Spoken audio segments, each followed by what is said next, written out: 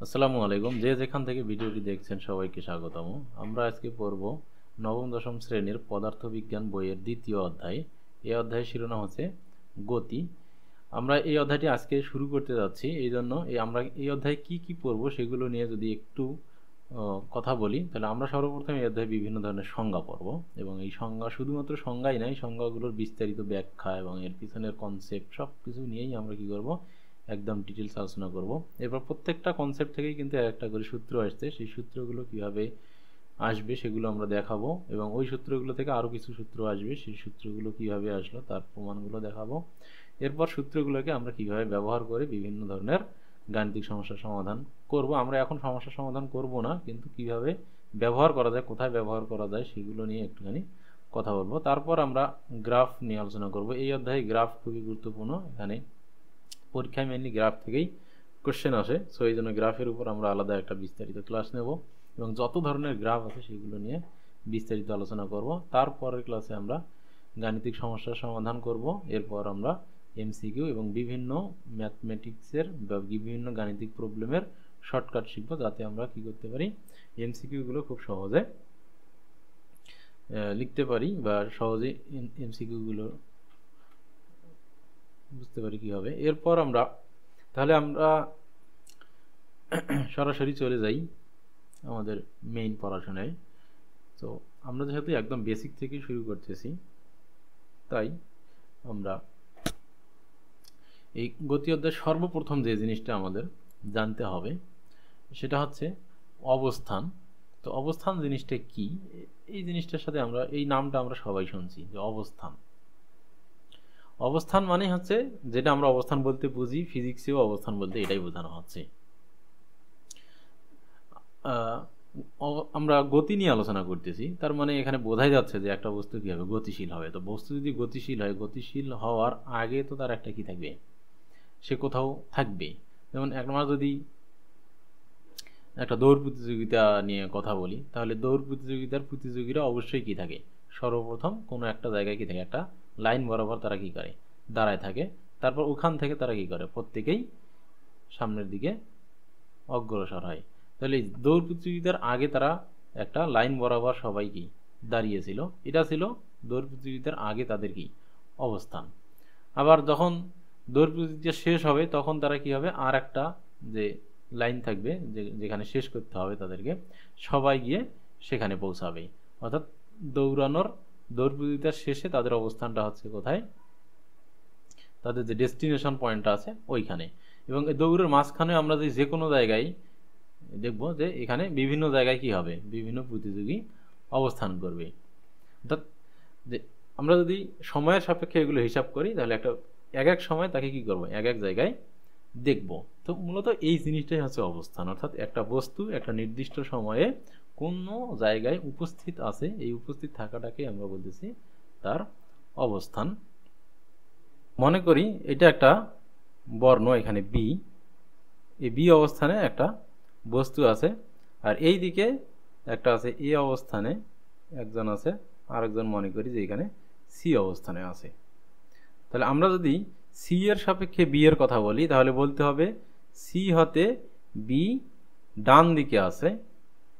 আর যদি এ থেকে এর সাপেক্ষে আবার হিসাব করি, তাহলে দেখব এ থেকে বি আবার কোন দিকে আছে, বাম দিকে আছে, এবং ডিস্টেন্সটাও কম বেশি। এটা যদি 2 মিটার হয়, এটা কিন্তু ডেফিনেটলি কি হবে, 4 মিটার হবে।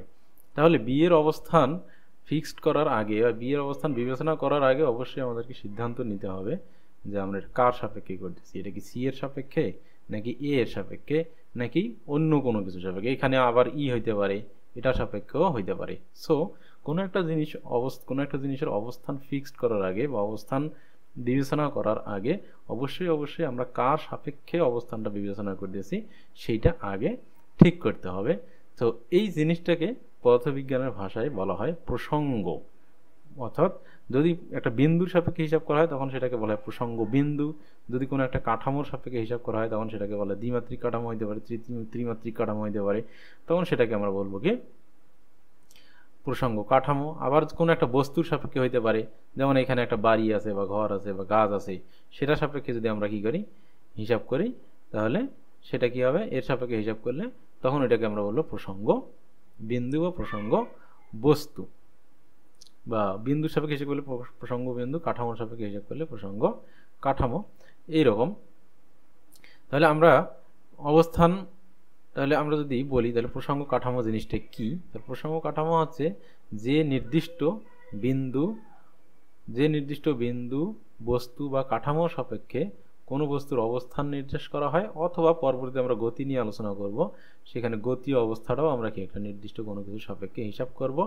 সেই জিনিসগুলোকে যথাক্রমে যদি বিন্দু নিয়ে হিসাব করি তাহলে সেটাকে বলা প্রসঙ্গ বিন্দু বলবো, বস্তু দিয়ে যদি আমরা মাপি তাহলে সেটাকে বলা হবে প্রসঙ্গ বস্তু, যদি কোনো একটা কাঠামোর সাপেক্ষে মাপি তখন আমরা সেটাকে বলবো প্রসঙ্গ কাঠামো। তো বইয়ে খুব সম্ভবত এই প্রসঙ্গ অবস্থানের সংজ্ঞায় বা গতি বা স্থিতির সংজ্ঞাগুলোতে প্রসঙ্গ কাঠামো না বলে সেটাকে পরিপার্শ্ব বলা হয়েছে।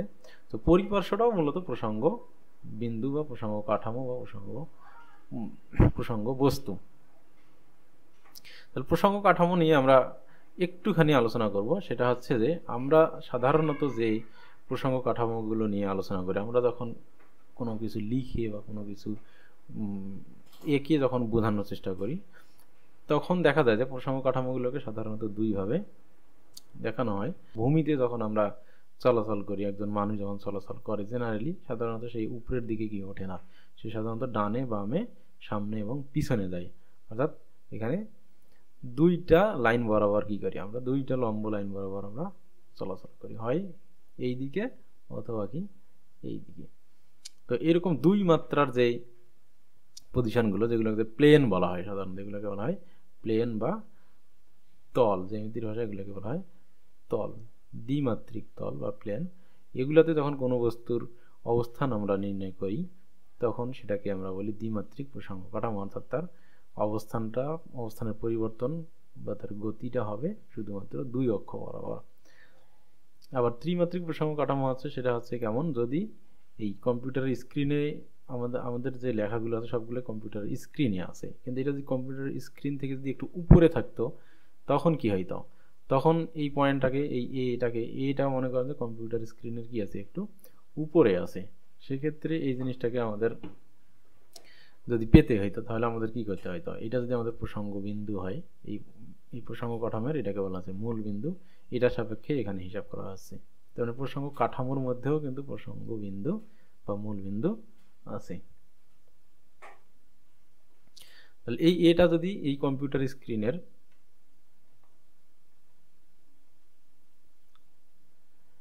এই অক্ষরটা যদি কম্পিউটার স্ক্রিনের উপর না থাকে, কম্পিউটার স্ক্রিন থেকে একটু উপরে থাকতো, তাহলে আমাদের কি করতে হইতো, তাহলে তাকে পাওয়ার জন্য প্রথমে আমাদেরকে এই দিকে যাইতে হইতো, তারপরে এই দিকে যাইতে হইতো, তারপর একটুখানি কি উপরের দিকে উঠতে হইতো, তখন আমরা কি এই অক্ষরটাকে পাইতাম। তাহলে এখানে আমাদেরকে তিনটি লম্ব অক্ষ বরাবর বিবেচনা করতে হচ্ছে। তো এইটাই মূলত তো দ্বিমাত্রিক প্রসঙ্গ কাঠামোতে যে প্রসঙ্গ কাঠামো শুধুমাত্র দুটি অক্ষ বিবেচনা করা হয় সেটা হচ্ছে দ্বিমাত্রিক প্রসঙ্গ কাঠামো। সাধারণত ভূমির উপর গতিশীল যে কোনো বস্তুর ক্ষেত্রে বা কোনো প্লেনের উপর গতিশীল, দ্বিমাত্রিক প্লেনের উপর গতিশীল বস্তুর ক্ষেত্রে দ্বিমাত্রিক প্রসঙ্গ কাঠামো ব্যবহার করা হয়। আর ত্রিমাত্রিক প্রসঙ্গ কাঠামো হচ্ছে যে প্রসঙ্গ কাঠামোতে তিনটা অক্ষ আছে, যেমন পাখির গতি, পাখি সাধারণত কি হয় অনুভূমিকভাবে যায়, আবার কি উল্লম্বভাবেও যায়। তো একটা পাখির গতি বিবেচনা করার জন্য অবশ্যই আমাদেরকে কি ত্রিমাত্রিক প্রসঙ্গ কাঠামো ব্যবহার করতে হবে। যেমন পাখির গতির ক্ষেত্রে অবশ্যই ত্রিমাত্রিক গতি। কিন্তু যদি আমরা কি হিসাব করি, একটা এই যে কম্পিউটার স্ক্রিনের উপর যে আমার এই যে কারসরের যে ছোট চিহ্নটা যাতায়াত করতেছে, এটার গতি বিবেচনা করার জন্য অবশ্যই আমাদেরকে কি করতে হবে, দ্বিমাত্রিক প্রসঙ্গ কাঠামো এখানে প্রয়োজন। এখানে ত্রিমাত্রিকের দরকার নেই। তার কারণ এই স্কোয়ারটা, এই যে কারসরের যে ছোট লেখাটা, এই লেখাটা কখনোই কি হবে না, স্ক্রিনের ভিতরেও ঢুকবে না, স্ক্রিনের উপরেও উঠবে না, শুধু স্ক্রিনের ডানে বামে এবং উপর নিচেই শুধু যাতায়াত করতে পারবে। তো আমরা একটু আগে যেটা পড়লাম সেটা হচ্ছে অবস্থান, একটা প্রসঙ্গ কাঠামো পড়লাম, এটা মনে করেন প্রসঙ্গ কাঠামো, এইটার সাপেক্ষে এইখানে একদম আছে।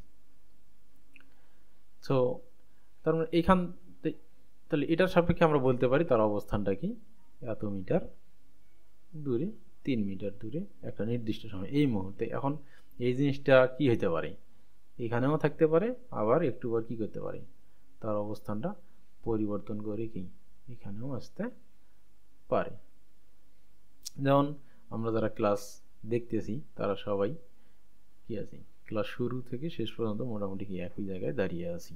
এক নির্দিষ্ট টাইম যাচ্ছে, আমাদের অবস্থানটাও কি আছে, একই রকম অবস্থা, অবস্থান কি অবস্থান একই আছে। তো সময়ের সাথে সাথে আমাদের অবস্থান একই থাকতে পারে, আবার কি হতে পারে, সময়ের সাপেক্ষে অবস্থান পরিবর্তন হতে পারে। যেমন আমি যে লিখতেছি, এই যে লেখার যে চিহ্নটা একটা ফোঁটা, এটা কি হতে যায়, স্ক্রিনের উপর সবসময় গতিশীল, সে কিন্তু তার অবস্থান কি ফিক্সড না, কখনো এখানে কখনো এখানে কখনো ওখানে যাচ্ছে।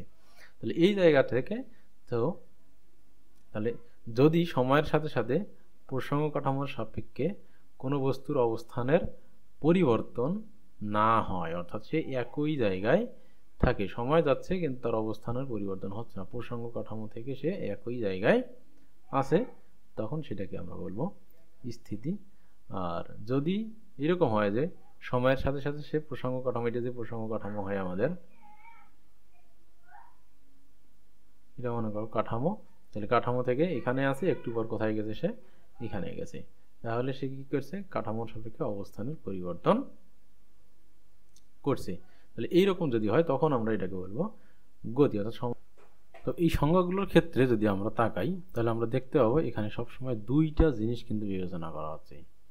একটা হচ্ছে কি সময়, যেটি সবসময় একই গতিতে চলবে, এটার কোনো পরিবর্তন হবে না। আর একটা হচ্ছে প্রসঙ্গ কাঠামো, এই দুইটা জিনিস অবশ্যই উল্লেখ থাকতে হবে সংজ্ঞার মধ্যে। একটা হচ্ছে কি সময়ের সাপেক্ষে, আর একটা হচ্ছে প্রসঙ্গ কাঠামোর সাপেক্ষে। তাহলে সময়ের সাথে সাথে আর প্রসঙ্গ কাঠামোর সাপেক্ষে, তাহলে অবস্থান, বস্তুর অবস্থানের পরিবর্তন হবে কি হবে না, এটা কয়টা জিনিসের উপর নির্ভর করবে, দুইটা। একটা হচ্ছে সময়ের সাথে সাথে, আর বস্তু এক জায়গা থেকে আরেক জায়গায় যাচ্ছে কি যাচ্ছে না, অবশ্যই একটু টাইম মাঝখানে দেখতে হবে। একটা নির্দিষ্ট মুহূর্তেই তো আর বোঝা যাবে না যে সে অবস্থান পরিবর্তন করলো নাকি করলো না, তো অবশ্যই একটু টাইম এক্সপ্যান্ড কি হইতে হবে, এই জন্য বলা হচ্ছে সময়ের সাথে সাথে।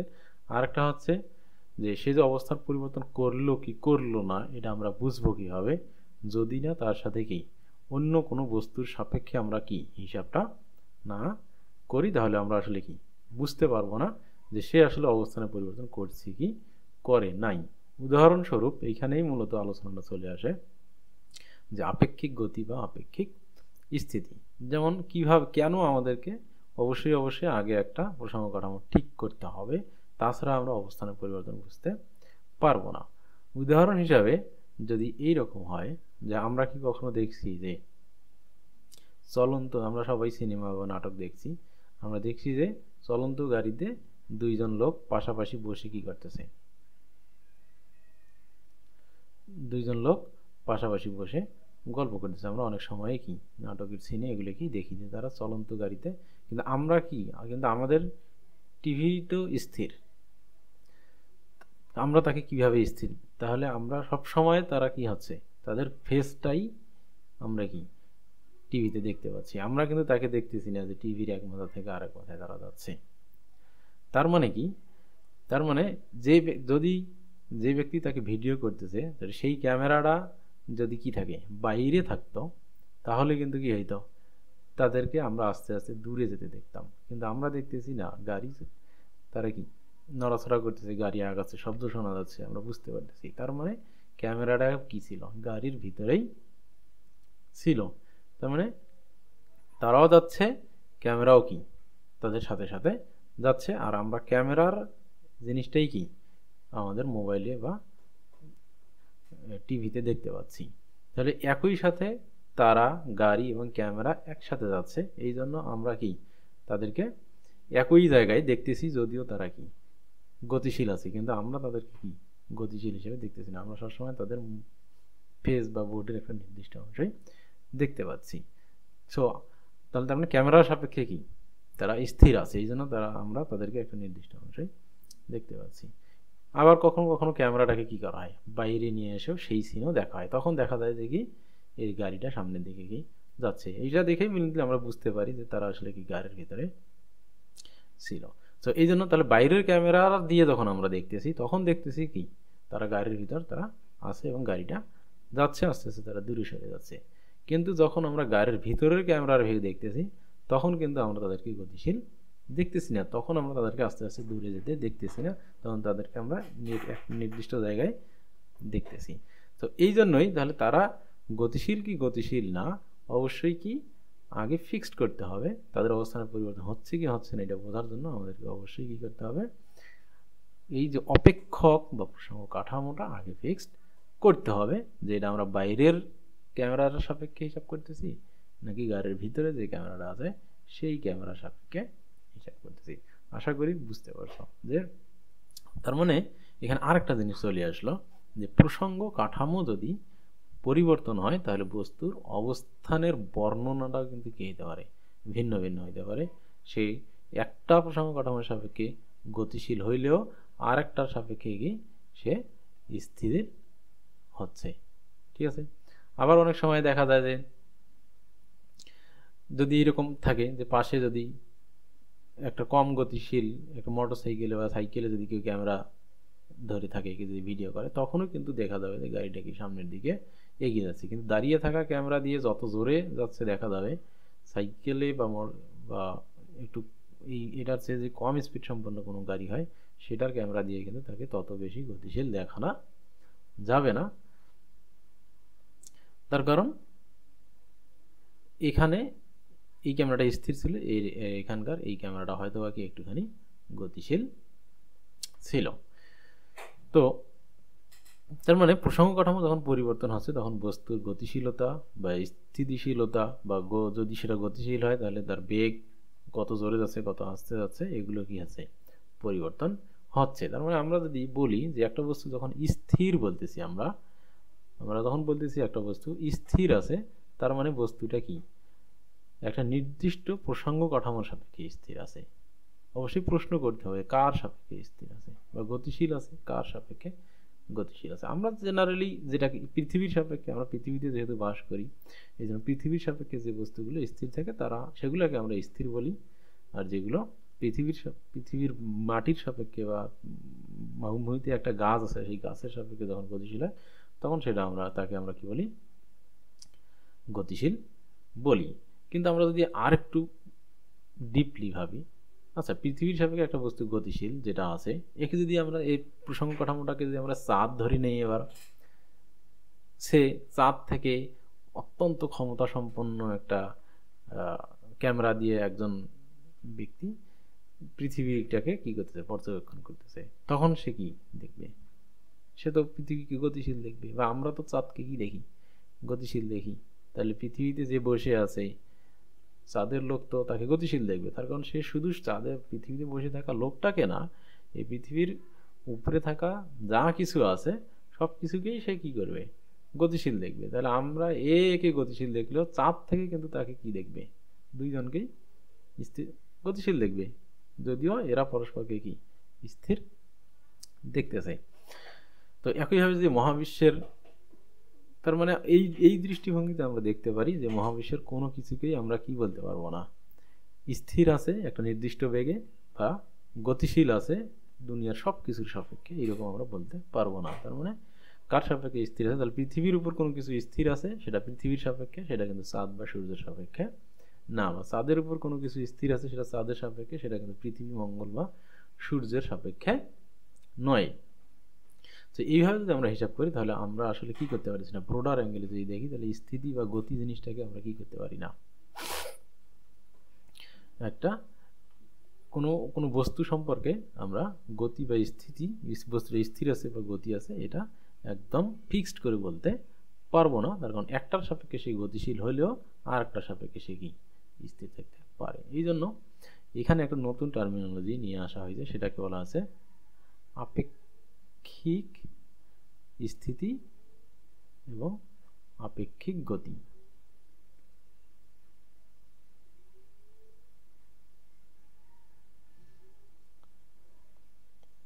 তাহলে আপেক্ষিক গতি এই আপেক্ষিকতা জিনিসটা কি, এটা হচ্ছে এই যে আপেক্ষিক টার্মটাই হচ্ছে কি এটা হচ্ছে এমন একটা জিনিস যেটা এক একজনের সাপেক্ষে এক এক রকম। তো আমরা যেমন আমরা স্থিতি এবং গতির উদাহরণে বললাম যে একটা বস্তু একটা প্রসঙ্গিক কাঠামোর সাপেক্ষে স্থির বা গতিশীল হলেও আর একটা সাপেক্ষে কি উল্টাটা হইতে পারে। তো এই যে পরিবর্তনশীল প্রসঙ্গ কাঠামো পরিবর্তন হলে তার গতি অবস্থার পরিবর্তন হচ্ছে, এই জিনিসটাকে মেইনলি বলা হয় কি আপেক্ষিকতা। এই জিনিসটাকে বলা হচ্ছে কি আপেক্ষিকতা। আমরা এটা বাস্তব জীবনেও বলে থাকি যে একজনের কাছে একটা জিনিস ভালো লাগলো আরেকজনের কাছে কি খারাপ। লেবু একজনের কাছে টক, সে খাইতেই পারে না, আরেকজনের কাছে সেটা কি অনেক সুস্বাদু হইতে পারে। এই যে এই জিনিসগুলো আপেক্ষিক। ওইভাবে দেখলে পৃথিবীর সব কিছুই আপেক্ষিক। তো আমরা ওইসব দার্শনিক ব্যাখ্যায় যাবো না, আমরা এখানে গতির মধ্যে সীমাবদ্ধ থাকবো। তো এখানে গতি এবং স্থিতিগুলো কি আপেক্ষিক। তো আমরা তাহলে তাহলে পরম বলে কি কিছু নাই, যে এমন কি বস্তু আছে যেটা দুনিয়ার সব কিছু সাপেক্ষে স্থির বা সব কিছু সাপেক্ষে গতিশীল? না। আমরা আবিষ্কৃত যে মহাবিশ্ব আছে এর মধ্যে এখন পর্যন্ত এইরকম কোনো কিছুকেই খুঁজে পাওয়া যায় নাই। তবে আপেক্ষিক তত্ত্বে আলোর বেগকে বলা হচ্ছে পরম। যাই হোক, ওটা আমরা নিউটনীয় বলবিদ্যায় যদি থাকি তাহলে আমরা দেখবো যে ওইভাবে আসলে পরম বলে কিছু নাই। কোনো কিছুকেই আমরা বলতে পারবো না দুনিয়ার সব কিছু সাপেক্ষে স্থির বা দুনিয়ার সব কিছুর সাপেক্ষে একই বেগে গতিশীল সব কিছু। তারপরেও এখানে কি পরম গতি বা পরম স্থিতি বলে একটা জিনিস আলোচনায় নিয়ে আসা আছে বইয়ের মধ্যে। যদি পরম স্থির কাকে বলবো? যদি কোনো এরকম বস্তু থাকে যেটা দুনিয়ার সব কিছুর সাপেক্ষেই স্থির, এটা কাল্পনিক আর কি, তখন আমরা তাকে বলবো কি স্থির। আবার এরকম পরম স্থির বস্তুর সাপেক্ষে যখন কোনো একটা বস্তু কি হবে গতিশীল হবে, তখন আমরা তাকে বলবো কি পরম গতি। তাহলে পরম স্থিতি জিনিস মহাবিশ্বের যে কোনো বস্তুর সাপেক্ষে স্থির বস্তুর অবস্থাকে পরম স্থিতি বলে। ওই বস্তুটাকে পরম স্থির বস্তু বলবো। অর্থাৎ যা কিছু নেই, এটা যদিও কাল্পনিক, এরকম কোনো বস্তু হবে না। আবার এইরকম কথার কথা, যদি এরকম পরম কোনো স্থির বস্তু পাওয়া যায় তাহলে ওই রকম বস্তুর সাপেক্ষে যদি কোনো বস্তু কি গতিশীল থাকে তখন সেটাকে আমরা কি বলবো পরম গতি বলবো। অথবা এভাবে বলতে পারি যে মহাবিশ্বের যে কোনো বস্তুর সাপেক্ষেই যদি তার গতির মানটা বা বেগের মানটা কি হয় একই রকম হয়, তখন সেটাকে আমরা কি বলবো পরম গতি বলতে পারি। যেমন উদাহরণ হিসেবে আপেক্ষিক গতিবিদ্যায় আলোর গতিটা হচ্ছে কি আলোর বেগটা হচ্ছে পরম। অর্থাৎ যে কোনো বস্তুর সাপেক্ষেই আলোর বেগ কি থাকবে সেম থাকবে। কোনো বস্তু যদি আলোর দিকে গতিশীল হয় সেই ক্ষেত্রে আলোর বেগ কি হওয়ার কথা একটু কমে যাওয়ার কথা না। আবার কোনো একটা বস্তু যদি উল্টা দিকে যায় তাহলে তার সাপেক্ষে আলোর বেগ একটু হলেও বেশি হওয়ার কথা না, কিন্তু না। যদিও এটা হয়তো এখন বোধগম্য হইতে পারে না। তো আলোর গতিটা হচ্ছে এরকম, যে কোনো বস্তুর সাপেক্ষেই কি আলোর গতি 3 লক্ষ কিলোমিটার পার সেকেন্ড আলোর গতিবেগ। তো এই হচ্ছে পরম স্থিতি বা পরম গতি। তো আমরা বলতে পারি যে মহাবিশ্বের কোনো স্থিতি বা কোনো গতি কি না পরম না, সমস্ত কিছুই হচ্ছে আপেক্ষিক। এটা অনেক সময় খ নম্বরে আসে যে ব্যাখ্যা করো যে মহাবিশ্বের সকল স্থিতি আপেক্ষিক, সকল গতি আপেক্ষিক, পরম নয় কোনো গতি বা স্থিতি। কেন? তখন আমরা এইভাবে বলবো যে যে কোনো বস্তুর গতি বা কোনো বস্তুর অবস্থান, যে কোনো বস্তুর স্থিতি বা গতি নিয়েই যদি আমরা আলোচনা করি তাহলে আমরা বলবো যে তারা একজনের সাপেক্ষে স্থির আর একজনের সাপেক্ষে গতিশীল হতে পারে। উদাহরণ হিসেবে বলবো যে বস্তু পৃথিবীর সাপেক্ষে গতিশীল স্থির, সে চাঁদের সাপেক্ষে গতিশীল। গাড়িতে থাকা একজন ব্যক্তি তার সামনের লোকের সাপেক্ষে স্থির থাকলেও গাড়ির বাইরে অবস্থান করা মানুষের সাপেক্ষে গতিশীল হতে পারে। এইভাবে যদি আমরা মহাবিশ্বের যে কোনো বস্তুকেই বিবেচনা করি না কেন তাহলে দেখা যাবে যে তারা কেউ স্থির না, সবাই গতিশীল, এবং এক একজনের সাপেক্ষে এক একজনের গতির মান বা বেগের মানও কি ভিন্ন ভিন্ন, এক একজন এক এক দূরে যাচ্ছে। তো এই জন্য এই জায়গা থেকে আমরা বলতে পারি যে কোনো স্থিতি বা কোনো গতি পরম না, সমস্ত স্থিতি এবং গতি হচ্ছে কি আপেক্ষিক। তো এইগুলো গতি এবং স্থিতি। এখন আমরা যে জিনিসটা পড়ব সেটা হচ্ছে বিভিন্ন প্রকারের গতি। তো স্থিতি নিয়ে আমাদের আলোচনা এই পর্যন্তই শেষ। যে স্থির আছে সে তো স্থিরে, তাকে নিয়ে তো আলোচনা করার কিছু নাই। কিন্তু যখন কোনো একটা বস্তু গতিশীল হয়, এই গতিশীল হওয়ার কিন্তু বিভিন্ন ধরনের কি থাকে ওয়ে থাকে। যেমন কেমন গতিপথ, তার গতিপথটা কি হতে পারে বাঁকা হইতে পারে, সোজা হইতে পারে, একই জায়গায় বারবার ফিরে আসতে পারে। আবার গতির ধরনও হইতে পারে, কেমন একজন দেখা যাচ্ছে যে সোজা যাচ্ছে, আর একজন ঘুরতে ঘুরতে, যেমন লাটিমের কথা যদি বলি, লাটিম এক জায়গা থেকে আরেক জায়গা যায় কিন্তু ঘুরতে ঘুরতে যায়। গাড়ির একটা গাড়ির গতি যখন আমরা বিবেচনা করি, তো গাড়ির চাকাটা সামনের দিকে যায় কি ঘুরতে ঘুরতে যায়, কিন্তু গাড়ির অন্যান্য পার্টসগুলো সেগুলো কিন্তু ঘুরতে ঘুরতে যায় না, ওগুলো কিন্তু নির্দিষ্ট পজিশনে থেকেই সামনের দিকে যায়। তো এই যে গতির পথ কেমন হবে এবং গতির ধরন কেমন হবে এগুলোর উপর নির্ভর করে গতিগুলোকে বিভিন্নভাবে ভাগ করা হয়েছে। তো সবচেয়ে সহজ সর্বপ্রথম যেটা পড়ানো হবে সেটা হচ্ছে সরলরৈখিক গতি। নাম শুনেই বোঝা যাচ্ছে এটা কী জিনিস,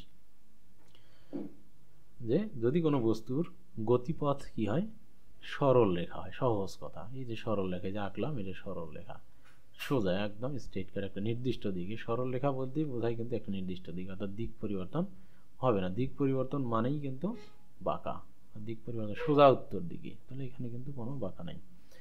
তাহলে কোন একটা নির্দিষ্ট দিকে বা এক নির্দিষ্ট দিক সবসময় সরল রেখা বরাবরই হয়। তাহলে গতিপথটা যদি কি হয় এরকম সরল রেখা স্ট্রেট লাইন হয়, তখন সেটাকে বলা হয় সরলরৈখিক গতি। আবার যদি কোনো বস্তুর গতিপথ, অর্থাৎ যে রাস্তা দিয়ে সে যাচ্ছে, এই গতিপথটা যদি কি হয় আঁকা বাঁকা হয়, তখন সেটাকে বলা হবে কি বক্র গতি। তো দুনিয়াতে মনে হয় সমস্ত কিছুর গতি কি বক্র গতি। অল্প অল্প বিস্তরে কোনো কিছুর বেগ সরলরেখা বরাবর হইতেই পারে। তো এটা নিয়ে খুব বেশি আলোচনা করার নাই। তো আমরা মেনলি এরপর চলে যাব চলন গতি নিয়ে। এই যে গতির যে এই যে ধরনটা, এটা একটা জটিল ধরনের গতি, এটা নিয়ে আমরা আলোচনা করব মেনলি একটু ডিটেলসে, যে চলন গতিটা কেমন। তো আমরা সংজ্ঞায় যেই দেখি, যদি কোনো বস্তু সোজা বা বাঁকা পথে, যদি কোনো বস্তু সোজা বা বাঁকা পথে চলার সময় নিজ অক্ষের সাপেক্ষে না ঘুরে, সেটাকে চলন গতি বলে। এটা কেমন জিনিস বলা আছে, সেটা গতিপথটা কিন্তু কি হইতে পারে, সোজাও হইতে পারে আবার বাঁকাও হইতে পারে, কিন্তু শর্তটা হচ্ছে কি নিজ অক্ষের সাপেক্ষে কি ঘুরবে না, নিজ অক্ষের সাপেক্ষে ঘুরবে না। এটা কেমন কথা? তো এটা বোঝার জন্য যদি আমরা কি করি, একটা উদাহরণ দেই। সেটা হচ্ছে মনে করি এই বস্তুটা এখানে আছে, এই বস্তুটা ঠিক যে রকম, এর অক্ষ কোনটা, এইটা অক্ষ, এই দুটো অক্ষ হইতে পারে উদাহরণ হিসাবে। যদি এই অক্ষের সাপেক্ষে ঘোরে তাহলে কেমন হবে সে, তাহলে এইটা যদি কি হয় এ পয়েন্ট, এটা বি পয়েন্ট, এটা সি পয়েন্ট, এটা ডি পয়েন্ট, যদি এই অক্ষের সাপেক্ষে ঘোরে তাহলে কেমন হয়ে যাবে জিনিসটা, একদম যদি 180 ডিগ্রি ঘুরে যায় তাহলে কেমন হতে পারে, এটা বি হয়ে যাবে, এটা এ হয়ে যাবে, এটা হয়ে যাবে সি, এটা হয়ে যাবে কি ডি, অর্থাৎ 180। আবার একইভাবে যদি এই অক্ষের সাপেক্ষে ঘোরে তাহলে কি ঘুরে যাবে, অর্থাৎ বস্তুটা এখান থেকে এখানে আসছে কিন্তু কি হয়েছে সে মাঝখানে একবার। আবার যদি এই বস্তুটা কি এখান থেকে এখানে আসলো কিন্তু কি যে পজিশনে ছিল ওই পজিশনেই আছে, এ এর জায়গাতেই আছে, বি বি এর জায়গাতেই আছে, সি সি এর জায়গায় আছে, ডি ডি এর জায়গাতেই আছে, আসছে কিন্তু সে বাঁকা পথে আসুক বা সোজা পথে আসুক, সে আসার সময় নিজ অক্ষের সাপেক্ষে কি করে নাই, ঘোরে নাই, তখন এটাকে আমরা বলবো চলন গতি। যেমন আমরা যদি কি করি, একটা লাটিমের গতির কথা চিন্তা করি, লাটিমের গতির ক্ষেত্রে লাটিম কিন্তু কি করে, যখন ঘোরে লাটিম কিন্তু এক জায়গা থেকে কি আর এক জায়গায় যায়, কিন্তু সেই কিন্তু অনবরত কি ঘুরতে থাকে। তাহলে এটাকে আমরা চলন গতি বলবো না, কিন্তু লাটিমটা এই অবস্থায় আছে, তাকে না ঘুরিয়ে জাস্ট তাকে যদি কি করি এই অবস্থায় নিয়ে আসি, তখন আমরা সেটাকে কি বলতে পারবো, লাটিমের এই গতিটাকে আমরা বলতে পারবো কি, এটাকে আমরা চলন গতি বলতে পারবো। তো সেক্ষেত্রে ঘূর্ণনশীল কোনো বস্তুর গতি মূলত কি হবে না, চলন গতি হবে না, যে বস্তুগুলো নিজ অক্ষের সাপেক্ষে ঘটে। চলন গতি শুধু ওই বস্তুগুলোই হবে যে বস্তুগুলো এক জায়গা থেকে আরেক জায়গায় যাবে কিন্তু কি করবে না, যে রকম হয়ে আছে, অর্থাৎ এটা জাস্ট যে শেপে আছে, যে দিক বরাবর আছে ওই বরাবরই থাকবে। এর সবচেয়ে ভালো উদাহরণ আছে কম্পিউটারের স্ক্রিনের যে এই মাউস কার্সরটা আছে, এই কার্সরটাকে আমরা যদি হিসাব করি তাহলে দেখবা কার্সরটার শেপ এইরকম হয় মোটামুটি। তো এটাকে আমরা কি করি, যে জায়গাতেই নিয়ে যাই না কেন সে কিন্তু কি করবে, সব সময় এই এই শেপেই থাকবে, তার শেপটা কিন্তু কি হবে না, কখনো পরিবর্তন হবে না, সে কিন্তু কখনো কি হবে না, এই দিকে ঘুরবে না, এইরকম করে এই দিকে ঘুরবে না। তাহলে এই দিকে ঘুরলেই তো কি হয়ে গেল, নিজ অক্ষের সাপেক্ষে কি হয়ে গেল, এটা ঘোরা হয়ে গেল।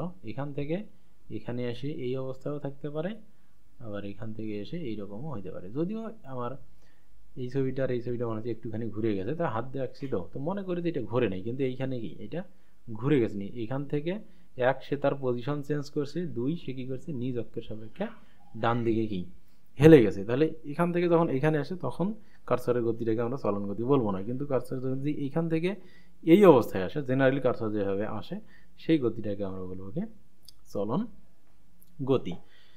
তো এই জন্য বলা হচ্ছে এই চলন গতিপথটা কি হইতে পারে, সে সোজায় যেতে পারে, আবার একটা আবার বাঁকাও যেতে পারে। আমরা জানি যে কার্সরগুলো কি কখনো সোজা কখনো বাঁকা ঠিক নেই, কিন্তু সে কি থাকে সবসময় একটা নির্দিষ্ট অ্যাঙ্গেলে থাকে। এই জন্য বলা হচ্ছে সোজা পথ হইতে পারে, বাঁকা পথ হইতে পারে, কিন্তু নিজ অক্ষের সাপেক্ষে কি ঘুরবে না। এখন একটা বস্তু নিজ, এবং দ্বিতীয় সংজ্ঞাটাতে বলা হচ্ছে কি, অথবা যদি কোনো বস্তু চলার সময় প্রতিটি কণার সমান সময়ে সমান দূরত্ব অতিক্রম করে, সমান সময়ে কি একই দূরত্ব অতিক্রম করে। তাহলে যদি কোনো একটা বস্তু চলার সময় না ঘুরে তাহলে কি হয়, দেখো এটা আছে, যদি বস্তুটা না ঘুরে এক জায়গা থেকে আরেক জায়গায় যায় তাহলে দেখা যাবে দেখি প্রত্যেকটা পয়েন্ট, এটা এ পয়েন্ট, এটাও কি এ পয়েন্ট, তাহলে এই ডিস্টেন্স যা হবে, এটা বি পয়েন্ট, এটা কি বি পয়েন্ট, এ থেকে এ ডিস্টেন্স আর বি থেকে বি ডিস্টেন্স কি হবে, বি টু বি ডিস্টেন্স একই হবে। কিন্তু কথার কথা, বস্তুটা যদি ঘুরে যেত, এইখানে আসার পর বস্তুটা এই অ্যাঙ্গেলে না থেকে সে তার অক্ষের সাপেক্ষে ঘুরে এই রকম হয়ে গেছে, তখন কি হইতো, মনে করো এ পজিশন এখানে গেছে আর বি পজিশন এখানে আসছে, আর সিটা এখানে আসছে আর ডিটা কি এখানে ঘুরে গেছে, বস্তুটা আসছে, আসার সাথে সাথে ঘুরে গেছে, তখন কিন্তু এ থেকে এর ডিস্টেন্স আর বি এইখানে দেখা, এটা সি আর এটা ডি, তাহলে সি সি সি যত ডিস্টেন্স, ডি ডি কিন্তু তত ডিস্টেন্স না, সি পয়েন্ট কিন্তু অনেক কম ডিস্টেন্স অতিক্রম করছে, ডি পয়েন্ট কিন্তু অনেক বেশি ডিস্টেন্স অতিক্রম করছে। একইভাবে এখানে এ আর বি এর ডিস্টেন্সটাও কি হবে না, সমান হবে না। অর্থাৎ একটা বস্তু যখন চলার পথে নিজ অক্ষের সাপেক্ষে ঘুরে যাবে তখন কিন্তু তার প্রত্যেকটা কণার সরণ কি হবে না, একই রকম থাকবে না। কিন্তু সে যদি না ঘুরে অ্যাজ ইট ইজ যে জায়গায় আছে, যেমন কার্সরের ক্ষেত্রেও যদি বলি, কার্সরে দেখো এই পয়েন্ট আর এই পয়েন্টের ডিস্টেন্স কিন্তু একরকম। আবার যদি আমরা কার্সরের এই লেজের কথা বলি, এই লেজ আর এই লেজের দূরত্ব কিন্তু ভিন্ন হবে, তখন ঘুরে গেছে যেহেতু, তাহলে মাথা দুইটা কাছাকাছি চলে আসছে। কিন্তু যদি এইটা আর এটার হিসাব করি তাহলে কিন্তু এর লেজের দূরত্ব আর এর লেজের দূরত্ব আর এর মাথার দূরত্ব আর এর মাথার দূরত্ব কি হবে, এর লেজ আর লেজ এটা একই রকম হবে, আর এর মাথা আর মাথা কি হবে, একই রকম হবে। তো না যদি ঘোরে একটা বস্তু, যদি তার মানে চলন, কোনো একটা বস্তু যদি কি হয় চলন গতি সম্পন্ন হয় তাহলে কি হবে, তার প্রত্যেকটা পয়েন্ট একই হয়, প্রত্যেকটা পয়েন্টের ডিস্টেন্স কি হবে, একই ডিস্টেন্স সমান সমান হয়, অর্থাৎ একই সময়ে সে একই পরিমাণ দূরত্ব অতিক্রম করবে। তো সেক্ষেত্রে ওইভাবে দুইভাবে বলা যায় যে একটা বস্তু বাঁকা বাঁকা নিজ অক্ষের সাপেক্ষে যদি না ঘোরে তাহলে তার দূরত্ব, কণাগুলোর দূরত্ব কি থাকবে, একই সময়ে একই সমান দূরত্ব সে অতিক্রম করবে। তো আমরা চাইলে কি এটা দিয়েও সংজ্ঞাটা দিতে পারি, এটা দিয়েও সংজ্ঞাটা দিতে পারি। তো চলন গতির বাস্তব উদাহরণ আমি দেখাইলাম, সেটা হচ্ছে কি কম্পিউটারের স্ক্রিনে কার্সরের গতি। এটা ছাড়াও আরও সুন্দর আরও কিছু উদাহরণ আছে, যেমন একটা নদীতে যদি নৌকা চলে, নৌকাটা চেষ্টা করতেছে কি সোজাসুজি পার হওয়ার চেষ্টা করতেছে, নৌকা মনে করো সোজাসুজি যাওয়ার চেষ্টা করতেছে, কিন্তু স্রোত তাকে কি করতে দিবে না, সোজাসুজি পার হতে দেবে না, স্রোত তাকে এই বরাবর নিয়ে যাবে। কিন্তু নৌকার মুখ তো প্রত্যেকটা পয়েন্টে কি থাকবে, এখান থেকে যাত্রা শুরু করে নৌকা এখানে যে অবস্থায় থাকবে এখানেও কি একই অবস্থায় এইরকমই থাকবে। নৌকা কিন্তু কি ঘুরবে না, কিন্তু নৌকা এদিকে যাইতে যাবে, স্রোত তাকে এদিকে ঠেলবে। তাহলে আমরা যদি বিভিন্ন পজিশনে নৌকাটাকে দেখি, তো নৌকাটাকে এখানে দেখবো, একটু পরে এখানে দেখবো, তারপর এখানে, তাহলে দেখা নৌকাটা কিন্তু নিজ অক্ষের সাপেক্ষে ঘোরে নাই। তাহলে এই যে নৌকার চলনটা, এটা কিন্তু সোজাও জানি, একটুখানি বাঁকাও হয়। মূলত নৌকার গতি এইরকম বাঁকা পথে, যখন স্রোত এই দিকে ঠেলে আর নৌকা যাইতে চায় সোজা, তখন তার গতিপথটা এরকম কিন্তু বাঁকা হয়।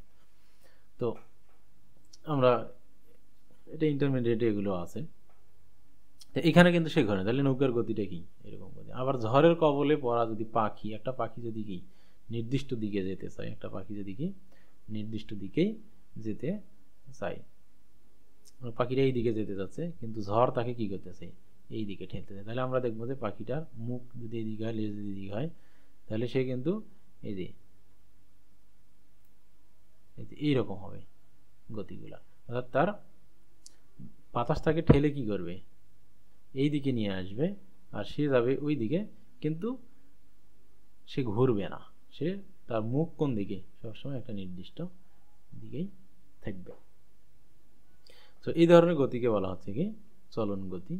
আবার কোনো একটা বস্তু যদি না ঘুরে সোজা পথে যায়, তাহলে এই ধরনের যে কোনো গতি কি হবে চলন গতি হবে। তবে মাথায় একটা জিনিস রাখতে হবে, সেটা হচ্ছে চলন গতির ক্ষেত্রে বস্তুটা নিজ অক্ষের সাপেক্ষে কি ঘুরবে না। যেই একটাই শর্ত, সেটা হচ্ছে কি নিজ অক্ষের সাপেক্ষে ঘুরবে না। এই জিনিসটা একদম মাথার মধ্যে কি গেঁথে রাখতে হবে, যে নিজ অক্ষের সাপেক্ষে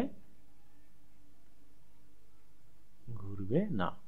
না ঘুরে সে যেখানেই যাক না কেন, সেটা কি হবে তার চলন গতি হবে। তো এই ছিল আমাদের বিভিন্ন প্রকার গতি। তো আরো কিছু গতি আছে যেগুলো নিয়ে আমরা আলোচনা করব।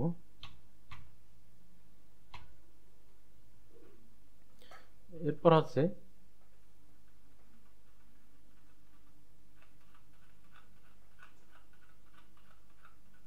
আমরা আলোচনা করব পর্যাবৃত্ত গতি নিয়ে। তো পর্যাবৃত্ত গতিটা কি জিনিস, যেমন এখানে ঘড়ির একটা ছবি আছে, এটা একটা পর্যাবৃত্ত গতি ঘুরে। তো আমরা যদি দেখি যে ঘড়ির গতি কেন পর্যাবৃত্ত গতি, সেটা বোঝার আগে আমরা বোঝার চেষ্টা করি পর্যাবৃত্ত গতিটা কি জিনিস। পর্যাবৃত্ত গতির সংজ্ঞা যদি আমরা দেখি, বলা আছে যে যদি কোনো বস্তু তার গতিপথের একটি নির্দিষ্ট বিন্দু, আমি কিছু কিছু জিনিস হাইলাইট করে রাখছি, একটি নির্দিষ্ট বিন্দুকে একটি নির্দিষ্ট সময় পর পর একই দিক থেকে অতিক্রম করবে। তাহলে এখানে কয়টা জিনিস আছে, তিনটা জিনিস আছে গতিপথের। অর্থাৎ এই যে ঘড়িটার কথা যদি আমরা চিন্তা করি, মনে করি যে এইটা ঘড়ি, ঘড়ির সেকেন্ডের কাঁটা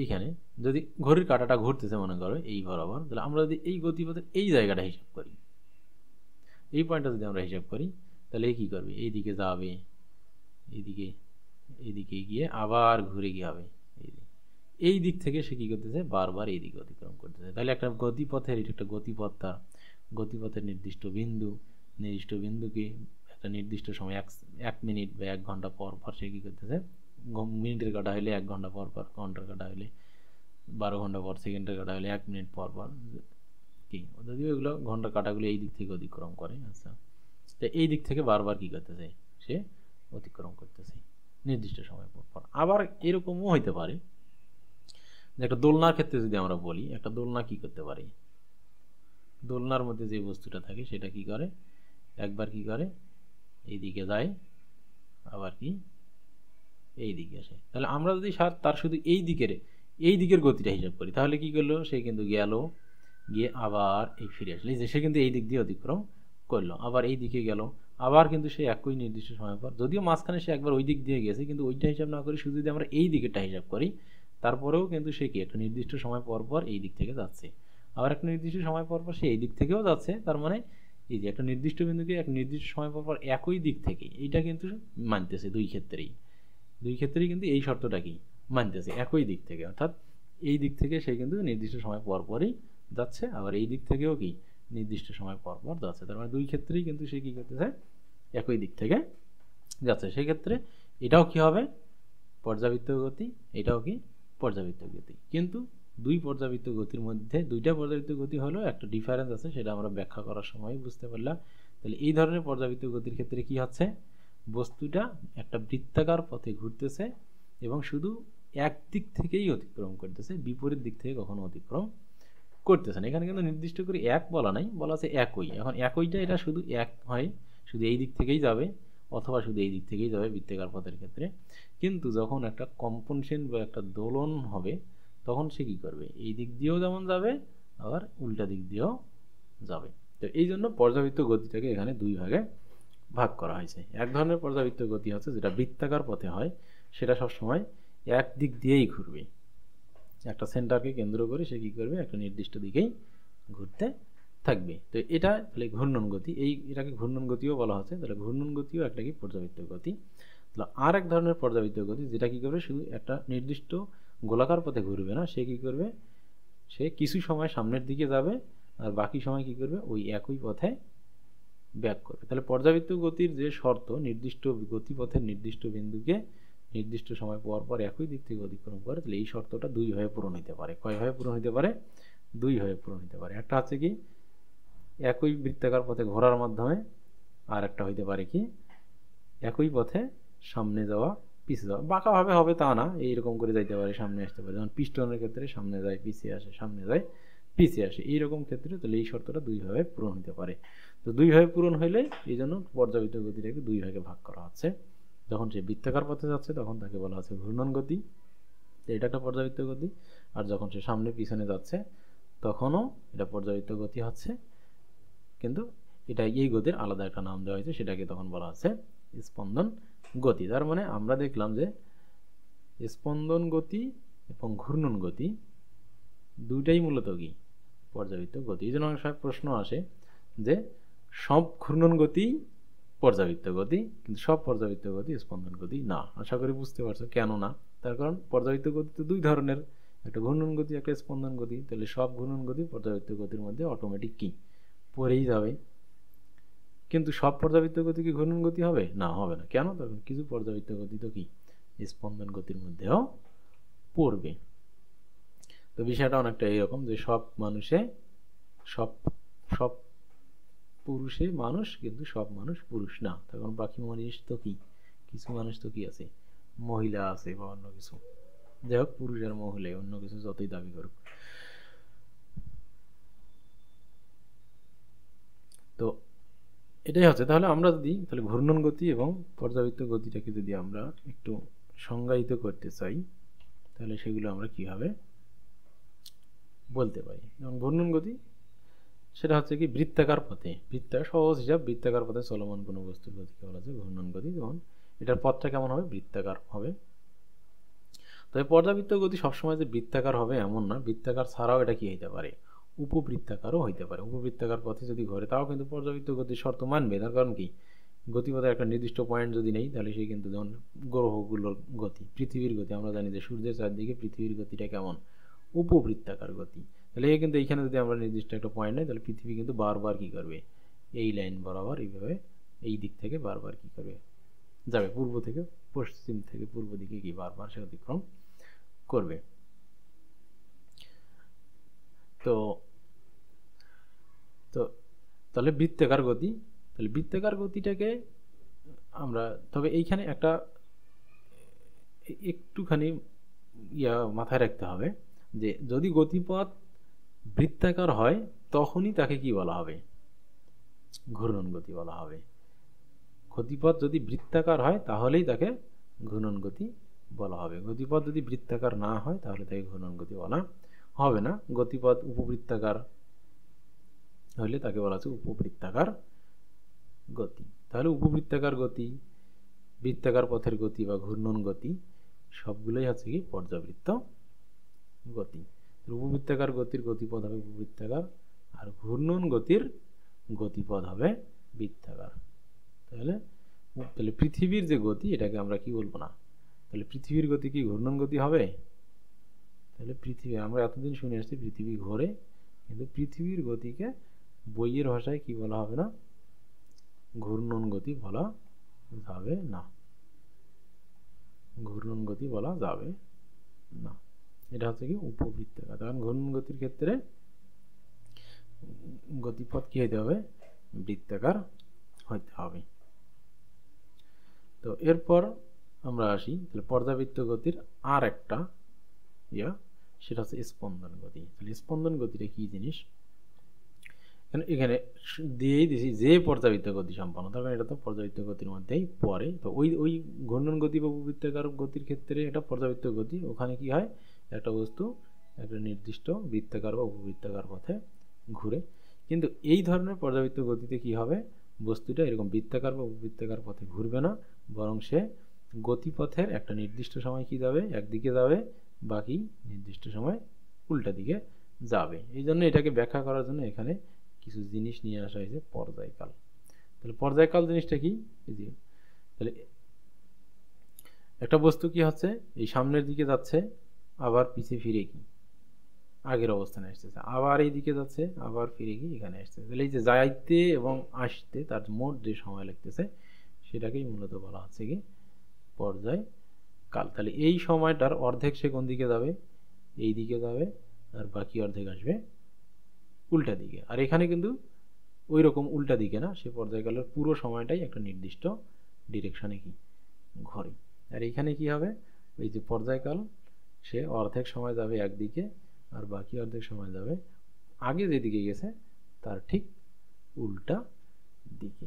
তো এই জন্য বলা হচ্ছে যে যে পর্যাবৃত্ত গতিসম্পন্ন বস্তু পর্যায়কালের অর্ধেক সময় একদিকে যাবে আর বাকি অর্ধেক সময় যাবে তার পূর্ব গতির বিপরীত দিকে, তখন সেই গতিকে বলা হবে, এই ধরনের পর্যাবৃত্ত গতিকে বলা হবে কম্পন গতি। এটাকে অনেক সময় এটাকে স্পন্দন গতি বলা হয়, অনেক সময় এটাকে কম্পন গতিও বলা হয়, আবার কখনো কখনো সরল সন্ধিত স্পন্দনও বলে। তবে সরল সন্ধিত স্পন্দন হওয়ার জন্য আরো এক্সট্রা কিছু শর্ত আছে